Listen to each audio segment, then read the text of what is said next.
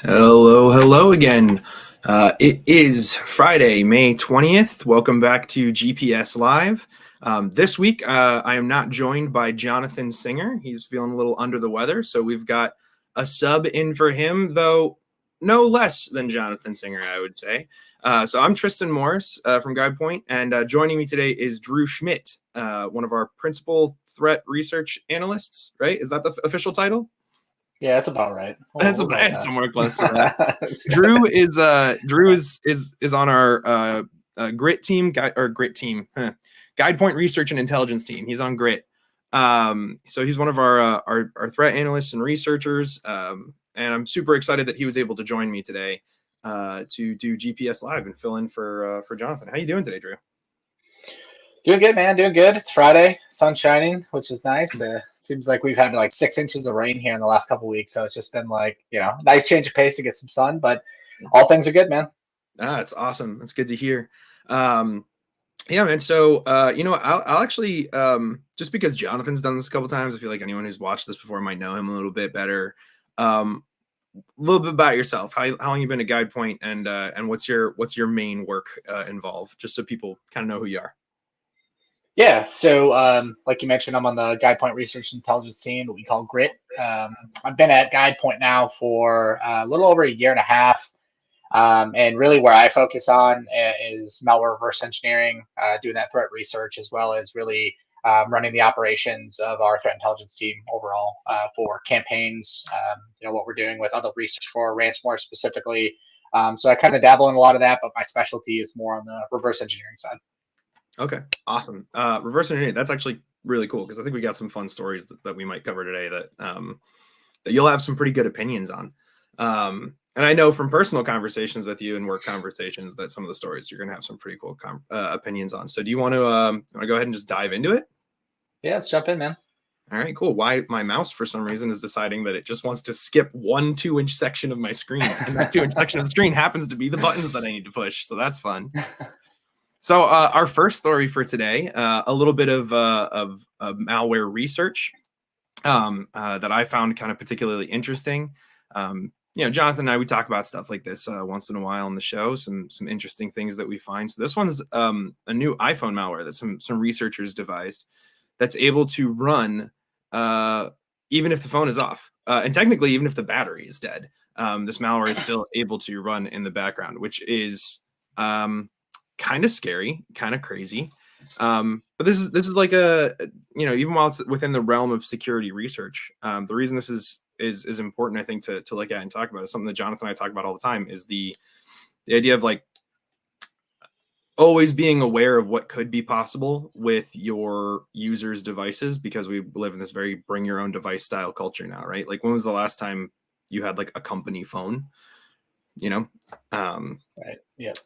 So I haven't had one ever. I've always just billed my personal phone to the company. That's what they allowed. So Right. so I'd love to get your thoughts on this, because I think it's from a security research standpoint, it's kind of interesting, because what they did is they realized that the Find My features on the iPhone, so like the Find My phone and all that, AirTags and everything that Apple has, which is all really cool tech.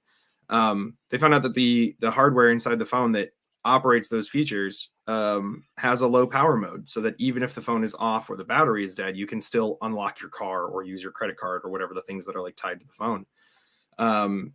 And so they found out that the Bluetooth chip inside the iPhone doesn't do any validation, like no digital signatures, no encrypting, anything for the firmware that is running on it. So they were able to load their own firmware with malware into that chip, and so that can just run perpetually. Right.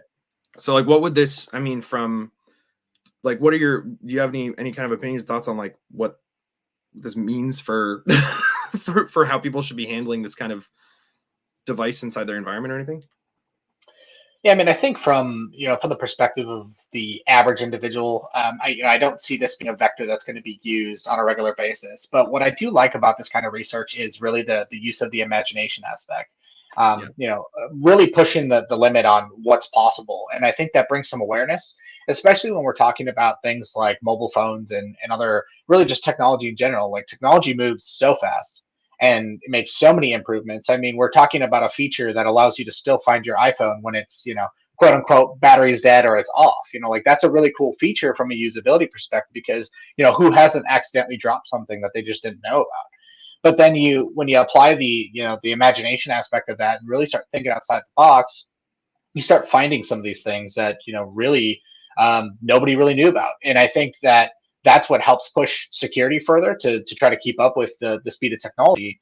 But I think for the average person, not a ton that they need to do. But that being said, this does leave the door open for like organizations like NSO Group to really use this to target high profile individuals or to really give that vector some life. So I think that there is a fine balance here of what's realistic in our current world, but it shows you just how many possibilities are out there.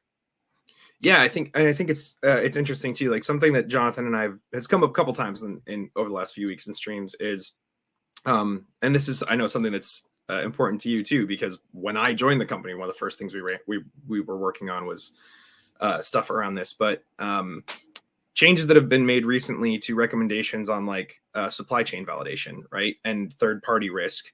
So there was new guidance that was released around like, hey, if you're using open source stuff inside your project, are you validating like Right. that open source stuff is secure or where that's coming from?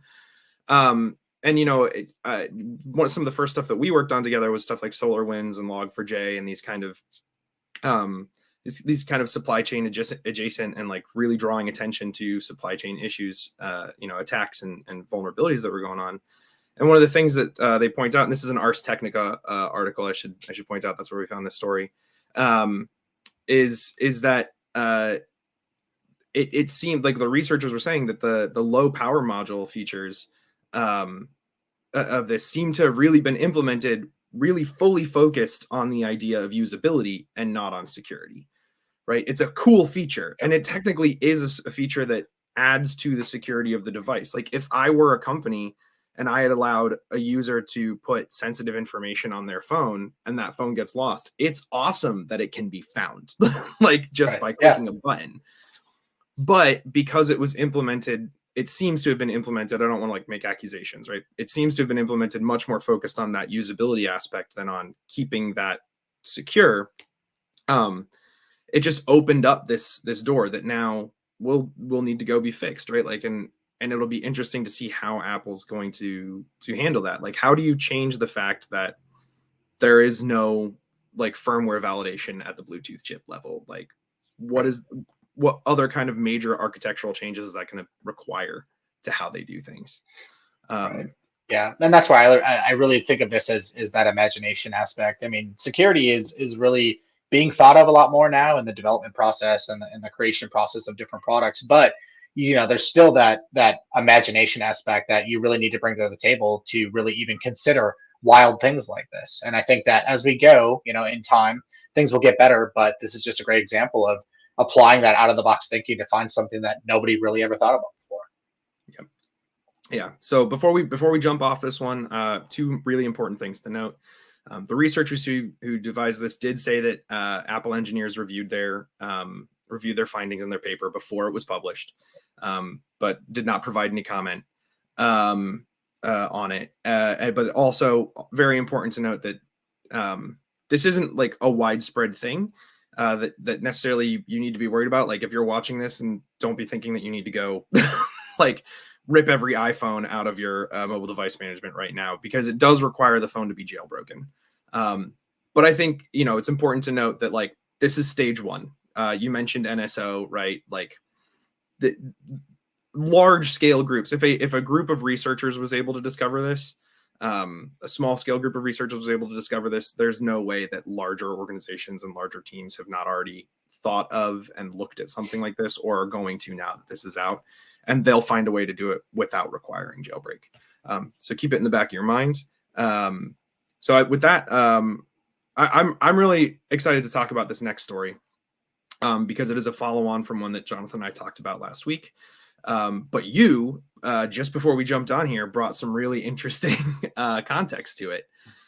So last week, Jonathan and I talked about the U.S. Offering a bounty on Conti ransomware group operatives. So it was a very large bounty on any information that could lead to the arrest of like a leader of the Conti organization, and then a smaller bounty on anyone, anywhere who basically conspired to engage in a Conti-based attack, like, which is a very broad net to cast. And it was an interesting thing because that was prompted by an attack against the Costa Rican government that brought down huge swaths of their federal architecture, from things like the Social Security Administration, like huge things that, like, if they were taken down and it wasn't resolved, it was going to materially impact people's well-being and lives. Right. So we had found the story on BBC that the Costa Rican government had declared war basically against Conti hackers. They were going to go all out against it. And I sent you the story, and you said, "Oh, there's actually a more interesting aspect to this." So why don't you tell all of us about your particular insight into this? Yeah, so I think this was a pretty big attack that happened against Costa Rica, obviously. And one of the things about Conti, which if you've dealt with Conti or you have experience with them or just kind of follow along with their news, they're very political in their messaging, and they're pretty chatty on their leak site, which they call Conti News. And so, they've been posting about the Costa Rican situation where they're urging citizens of Costa Rica to put pressure on the government to pay the ransom, et cetera, et cetera. And that's all kind of interesting. But as we kind of moved into this story where, Costa Rica is declaring war on Conti and the United States is offering bounties, we found out that Conti's plan is actually to more or less disband as the branded Conti ransomware.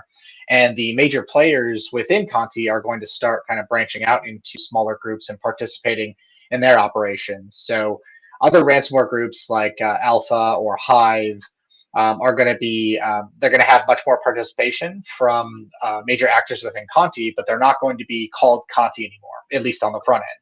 So it sounds like what's going to happen is Conti is going to maintain their back-end crime syndicate where they're going to, have their back-end operations, but they're going to participate in these smaller types of ransomware groups, which, at GuidePoint on the research team, we really have had the message that, we're going to continue to see ransomware rebranding happen, and there's going to be a lot more smaller groups, and those smaller groups are going to consist of individuals that kind of go cross group and they participate in multiple groups. So I think this is showing how that's kind of come to fruition and how, our predictions were probably pretty accurate.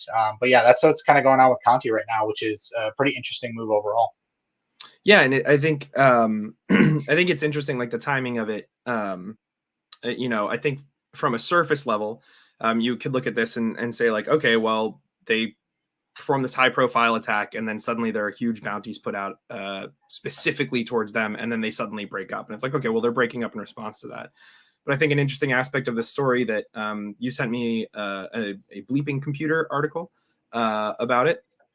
An interesting aspect in here is that they point out that it's strange for them to do this like right in the middle of this huge information war with Costa Rica.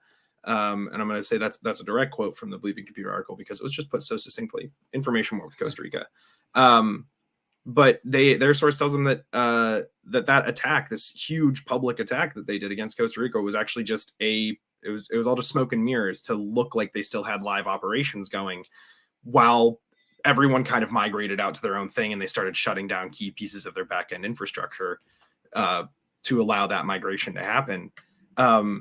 Which is just, I come from a military background. I'm pretty sure you also came from a military background, right? Like strategically, that's just really an interesting play for something like this, because it is actually, that's like more of a warfare style tactic, right? Like that's not something. It feels to me, maybe not to you because you're much more involved in this, but it feels to me like this kind of like weird shift in the mindset of how this stuff works, right? Like these people, they're acting more like a guerrilla guerrilla army at this point than just like a group of hackers. Right. Especially contrasting that to something like Lapsus, right? That was just kind of like this no real organization, just a bunch of people doing stuff. To have a group that makes this concerted effort to be like, we are going to misdirect while we do XYZ over here, and then that's also going to get us out of trouble, because by splintering off and rebranding and stuff like this, they are potentially throwing a monkey wrench into the US government's plans to offer bounties. Like, how can you say like, well, you were doing a Conti, whatever, but you were doing that, when it's like, no, we're this group over here. We're completely different group. And that allows them to just keep going. So I think that's a really interesting shift, and also comes at a time when their brand in particular was at peak toxicity, right? Like their declaration. I don't think it's a coincidence. Yeah, I definitely don't think it's a coincidence. It's and I think we've seen scenarios similar to this in the past. I mean, just looking at Colonial Pipeline and how quickly DarkSide went dark after that happened, and the U.S. government really started coming after them, and then they went through a rebrand, and I think now that we're seeing Conti go through some of their rebrand, and their technique was quite interesting, because they have had an uptick in the number of more political based posts that were getting released on their site since the start of the Russian-Ukraine conflict. So we had some messages around that, which ultimately showed some almost internal conflicts with one another. And then we had the Costa Rica thing, and then we also had another message that was released, basically kind of talking crap about Lockbit and Alpha and some of their advertisements for wanting more individuals to come into their org. So all of this, I think, is accurate to say that it's it was part of a strategy to allow them to kind of gracefully withdraw and rebrand and regroup and go forward. Yeah, and it's actually I just got to the bottom of the article to kind of like look at what their summary of this was, and it clicked something in my head, right? That like they kind of reached this peak of like bad branding after they went full-throated support for the Russian government after the invasion of Ukraine, and they had a huge leak after a Ukrainian security researcher released like a ton of their internal chats and their source code, which reminded me, we actually just worked together on a report where this was mentioned explicitly, right? You wrote a really great report. It's available on GuidePoint, GuidePointSecurity.com. You can head over to the resources page there and find this. It's a really great report that Drew wrote that's all about kind of the theories and testing out the theories on how did the events of the first quarter of this year impact ransomware operations, and who were the main targets of ransomware. And you based all that based on leak sites and what was being posted. But one of the things that you posited in there was that you expected to see a potential slowdown from groups like this because of a giant leak like this, and instead we saw almost the opposite, right? Yeah, definitely. As Q1 kind of progressed, we just saw Conti gain more and more steam, and I think that that is ultimately what led into where they are now, which is focusing on this rebrand, really trying to do it on the DL so that they're not getting a lot of the attention. But I think with this article and the research that was done by Advanced Intel, I think that's just kind of blowing that wide open as well. Yeah. I think it's really fascinating. And I honestly, like, I don't know enough. You're the experts. I don't know enough. I don't want to like just keep on talking out of my ass. But I think that's it's fascinating. I can't wait to see where that kind of story leads, and how we see the response to that. How's Costa Rica going to respond to this now that they've just declared war on them? How's the U.S. government going to respond to this after they just announced all of these bounties? And speaking of that shift and how that might happen, the reason I'm interested to see that is because there's been a shift over the last couple years in the way that we as a country are handling cybersecurity and approaching cybersecurity. I think there's been some pretty monumental changes and shifts. There have been a lot of there was the executive orders last year, which are coming up on the 1-year anniversary of. And there will be a blog all about what's happened with that tomorrow. And we've seen a lot of shift around that. And so that brings us, I think, to our last story. It's a good segue into it, which is that the Department of Justice is shifting their stance on ethical hacking and how they're going to approach that. So if you've been in cybersecurity for any amount of time, you are well aware of the issues, I guess, that would exist, you could say, with the Computer Fraud and Abuse Act, which is a very old piece of legislation that really kind of set the ground rules within the U.S. for how hacking would be handled and prosecuted. But it was very broad and far-reaching. A problem that still exists today is that we have legislators making rules about technology that they themselves don't quite understand, and are being influenced by outside parties and organizations. So that's probably what happened with the CFAA. But the Department of Justice has decided to take a new stance on what they are willing to prosecute under the CFAA. And I'm interested, Drew, from your perspective, right? Like, because you've done malware research, you've done some like red team and pen testing stuff too, as well, I believe, right? Years ago, a little bit. Yeah, but well, especially from the malware research side, right? You're grabbing like actual real malware and operating it and running it and stuff. So like, I'm interested from your perspective and with your past and your history, right? In the past, the Department of Justice was pretty heavy-handed, right? Like any case that was brought to them about like someone saying, "Oh, this was unauthorized access and use," they would prosecute and they would go after pretty strongly. And now they're changing their stance to say that they are no longer going to prosecute cases against good faith security research, right? So in the past, the security researchers who found that or who developed that new piece of iPhone malware, Apple would have been perfectly within their rights and able to bring a case against them, even if they followed responsible disclosure, right? Which they did. I should clarify that. They definitely did. So Apple would have been able to prosecute them, and the Department of Justice is now saying, "Hey, we're no longer going to do that as long as it was reasonably done within good faith and it wasn't done with the intention to cause harm and damage. We're not going to bring this case." So, like, with your past and your history, was that something that you kind of had to skirt and like think about and tiptoe around as you did malware research and red team work?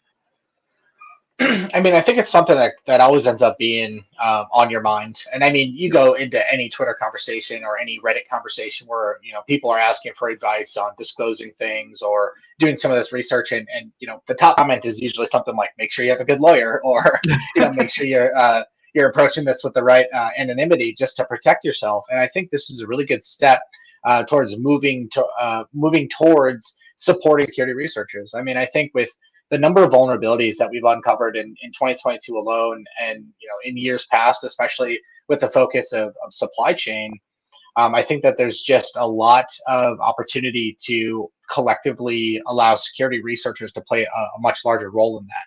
And so putting in that little bit of a buffer to say, hey, with the good faith of doing research for the benefit of of everyone or of products, I think is a really awesome way to move forward. So I mean, I'm very pleased about this. I think this is a really good move. I think this shows a lot of good faith in the government to say, hey, cybersecurity is actually a top priority for us. Yeah, and it's also a shift too, like at a time when like excess spending, right, and a kind of misuse and a misappropriation of funds and resources is in the spotlight. I think it's a really huge shift for the government to say, like, okay, we're just not going to waste time and resources on these things just because a company feels offended that someone dared to find a problem with their product, right? Like, you'd mentioned just before we started, you had mentioned a case where a guy was sent to jail for a long time just because he realized that he could change a URL on AT&T's site and access other customers' information. It wasn't, he didn't steal their data. He didn't do anything. He found a problem. He notified AT&T, and then they brought a case against him, and he wound up in jail. And that feels very much to me, not particularly like that AT&T case, but when companies do that, that feels very much to me like damage control, right? try and get that person cast in the bad light, and you don't have to really pay as much attention to the fact that there was a problem with your stuff. Right. And so that's the other thing that they're doing is they're basically changing their stance on this so that they're letting companies know we're no longer going to say that just because you say in your terms of service that someone can't make a fake profile on your website. That doesn't mean that they illegally accessed your website, right? They violated the terms of service, so therefore they shouldn't have access anymore. But that does not fall within the scope of the CFAA. We're no longer going to prosecute that. We're no longer going to work with you on that.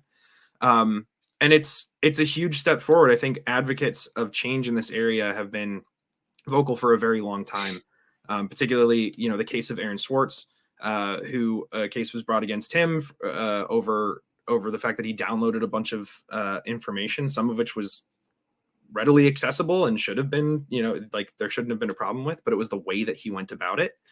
Right. They brought a case against him and he ended up committing suicide in 2013, awaiting trial. Because I can't imagine, he was a very young man, and I can't imagine staring down the barrel of that gun, knowing that okay, I'm probably going to go to jail for the rest of my life based over this, because he was downloading government assets. So I can't imagine just awaiting trial and just knowing well, there's no way out of this. And I think there's been a lot of clamor since then to say hey, we need to change this. And I think it's really great because it is going to open the door a lot more to, I think it's going to change the way that companies are going to start approaching the idea of penetration testing and private security researchers who bring problems to them. And it's going to force them to, instead of falling back on basically the hammer of, well, okay, we'll just prosecute you if we don't like what you found, to actually saying maybe we should start addressing these things before someone can find them.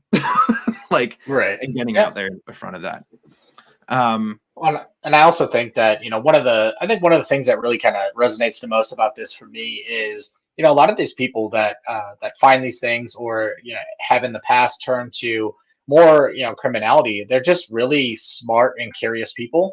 And I think that, their thought process, in some cases probably was well, if I'm going to go to jail anyway, I might as well make some money off it. But if we relax, these types of standards that the DOJ is now kind of, pursuing, then it gives, people who want to do this kind of curiosity or use their curiosity for security research to actually do it without the risk of going to jail. And so that maybe there's going to be a little bit of a shift in the number of security researchers that are willing to do this for, the good of everyone. At least that's what I'm hoping. Yeah. And it's important to note here that this is just this administration's interpretation of the CFAA. Another administration could come in, a new Department of Justice within the same administration could come in and decide to interpret this entirely differently. So this is one step, but I think it'll start setting important precedent and could lead to actual reform. And to close this out, just to put a fine point on exactly what this means, the department is now defining access without authorization as accessing a device or system when no party has given permission and the user is aware of and knows that they are not authorized at the time of access. But they will not bring charges unless they believe that it will serve the department's goals for CFAA enforcement. And they laid out 8 criteria for that consideration, which is, was this action done in good faith? The sensitivity of the data or device is going to be taken into account, potential harm that could have come from it, impacts to victims. Is there any relationship to U.S. national security? And was this potentially done as part of a larger criminal operation or organization? Which I think are very good criteria to lay out for this and evaluate things on. So if you're a security researcher, if you are interested in this kind of stuff, this is a huge development for you in the way that you're going to conduct your research. And if you're a company, it's really important to take into account that this is the change that's happening, and now you need to engage security researchers and engage this stuff with a different mindset. So Drew, thank you so much for joining me. We are right up at the top of the hour. We usually try and keep these a little shorter, but I think we had some really great conversation. You had some really awesome insights about this, and the comments are reflecting that. Andrew in the comments pulled up a great article from you, which is the using hindsight to close a Cuba cold case. He brought that up and threw that in the comments. There's some awesome research from you about threat intelligence and looking backwards across cases that might have been considered cold or closed to say, oh, there's new light on this. So go check that article out. Go check out Drew's report on ransomware. We're so excited that you all joined us. Drew, thank you so much for filling in last minute for Jonathan. Thanks for having me. Yeah, and as always, I have been and will continue to be Tristan Morris for GuidePoint Security. And Drew, you want to go ahead and give yourself a catchy sign off? I'm not as creative as you. I'm just a malware researcher. So I'll just keep it at have a good weekend, everybody. It was awesome. All right, everyone. Thank you so much for joining us. We will see you next week. And again, my mouse is freaking out and I can't click the button. I just want to end the broadcast. Don't hold me hostage. Okay. All right. We're good. Bye, Drew. Take care.